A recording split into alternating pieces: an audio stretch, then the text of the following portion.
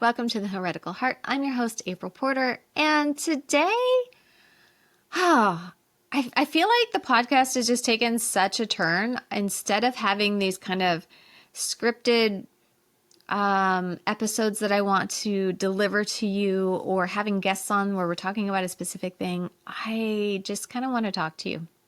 I want to talk about real life and real business and what is happening in our worlds. And I want to talk about 2025 because here we are at the end of November. We're closing out 2025 here pretty soon. And I think that most of us kind of start to look back upon the year and look at our wins and our losses and how things have played out for us. And it can be a hard time, both in business and personally. The holidays can be a really hard time for everybody. And I'm thinking back to, the struggles that I've been through this year as far as business and personally too, right? So it's so intertwined when you work for yourself. And this year has brought great abundance in certain ways. I've traveled. I have had opportunities to participate in things that I didn't think I was going to. I finished my office. So I'm sitting here in my office and I love this space so much that I have wanted for years and years and years. And here it is. It's finally mine. I am so happy to be in this space. And there's been hard stuff too, right? Like my husband, who is a graphic designer, and he was greatly affected. His income was greatly affected earlier this year by the tariffs, and everything shut down, and he had no work for a couple months, which created this innovation in him. He's a manifester, and he went out and found new opportunities to do new things, and he's incorporated that into the work that he's doing, and that's brought him great joy. And we've had our daughter graduate high school, and she got her first car, and then it turned out that the car was problematic, and here we've had one problem after another with it. And we could get mad at that, and we could say this is really hard and this is challenging and money is difficult at times. But money is like such a transitional thing. It's not anything that's going to last. It's not anything that we're taking with us when we leave this life. So I take a step back and I look at, well, what is the lesson? What have I learned from this? And for me, I think this year has been about learning to live with less, learning to let go, learning to surrender to the process, learning to be without. And in that, I don't think I would have gotten to where I am today if I hadn't gone through those things. Because when you think you need something and you have it, life feels a certain way. But when you think you need something and you don't have it, it's easy to fall into this kind of victim mindset of why me, or why not, or, why do these things keep happening to me? And I want to offer a different perspective, and that is, I could say that, and I have at times. Don't get me wrong, I'm fully human, but also these things happen for us, right? And when we can see the gift in it, when we can see the potential for our soul's evolution in it, it can be a gift. And I think that by having so many of these things stripped away and feeling like at times things felt out of control, it was about surrendering for me. And the lessons that I learned through being without wouldn't have arrived if I'd had all the things that I had before. It's given me an opportunity to burn things down that weren't working for me too. So if you've been following my journey for a while, you've seen me move. I mean, if you've been here for a long time, you've seen me move from nutrition to life coaching. And within nutrition, I've done a million different things, to life coaching, to human design, to parenting with human design, to reparenting with human design, to burnout, to so many different things. And really landing in this space where I want to support other heart-led entrepreneurs, the healers and the helpers of the world, the heretics, the people who have a message that doesn't land with everybody, the people who know struggle, the people who've been through the fire, who are forged in the fire, right? I feel like this year I have been forged in the fire. And this year in numerology is a 9-year in our global cycle, but it's also a personal 9-year for me, which means that a lot of these things that I had been learning over the last 8+ years are coming to completion. And those things that I didn't learn, I am having this last opportunity to really pull the message from them.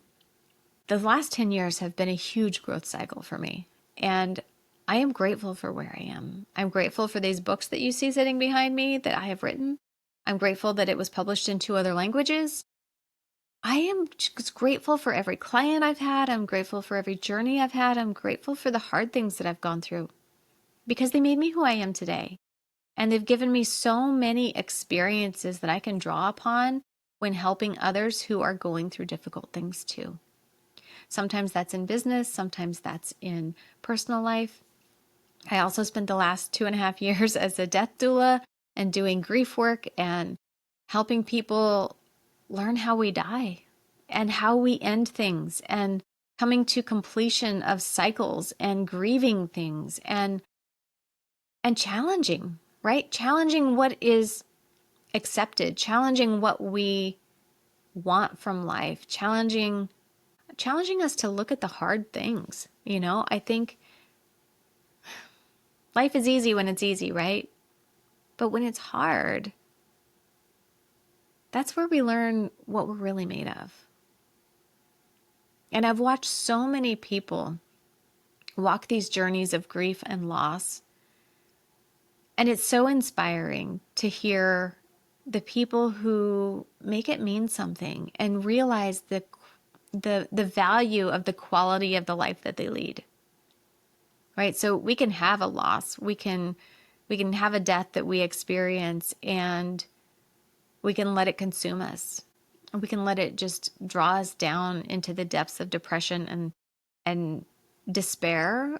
Or we can use that and say, you know what, this one life that I have right now, it's worth living, and I'm going to live it to the fullest because that person maybe didn't get the chance to. Maybe they died before they reached old age. Maybe they did reach an old age and they lived life to the fullest, and that was inspiring to you. But those things are important to keep in touch with, right? It's when we let go and we distance ourselves from death and loss and grief is a part of every day of our life, that we live in this bubble and we forget what it means to truly live our lives, to be present in the moment. And I heard something recently that was about being in the present, and it made me kind of chuckle because it's so simple and I can't believe I haven't heard it before. Maybe you have heard it, but it's just said to be where your feet are, right? Be here now, in this moment, wherever you are. We spend so much of our time looking back, regretting things that we did or we didn't do, or looking forward, hoping things are going to be a certain way, anticipating that they're going to be a certain way, or fearing that they're going to be a certain way. And we get lost in that. But when we can be here, where our feet are, in the now, we make choices that align us onto our path. And I've done so much integrating of how do we manifest? How do we create in this lifetime? And, I have a new guide on how we manifest through the human design chart. It's a different take than anything I've ever seen before. And it's really just about how do we be in integrity with ourselves as we manifest, because we are always manifesting. We have this idea that we have to manifest in this certain way, or we have to have certain things aligned for us to be manifesting. But the truth is we are manifesting every moment of our lives. We're just either manifesting in alignment with our life's purpose, or we're manifesting lessons to help put us back on our path. So sometimes this year, I have found myself manifesting lessons, and that's okay, right? I think that there's this idea in human design that we have to do things the right way or we're failing.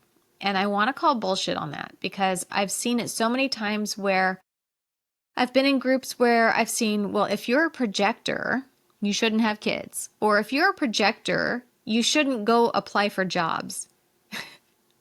Like, this is bullshit, first of all. Second of all, you shouldn't ever let the human design chart or somebody in human design tell you what you can and can't do. Yes, there are ways that your energy works with more ease. And sometimes we have to learn through the lesson. Sometimes we have to do it, quote unquote, wrong to figure out what's right for us. But I still don't see that as wrong. I just see it as a lesson, a detour to get us back on our path and to help us know when we truly are on our path because we've felt when we were off our path. So let's let go of the dogma of human design that it has to be a certain way, that we have to be a certain way, or that we're failing if we're not doing it, quote unquote, correctly, because it's bullshit. You are the authority of you. You are the only one who can decide if it's right for you or not. Human design is a great tool, but that's all it is. It's a tool. And when we use it that way, it's really helpful. But when we become too dogmatic about it, we lose ourselves in the process. All right, that's my food for thought today. I would love to hear any thoughts that you have. How has your year gone? What has been working for you? What have the lessons been for you? And I invite you to hop in my DMs and share.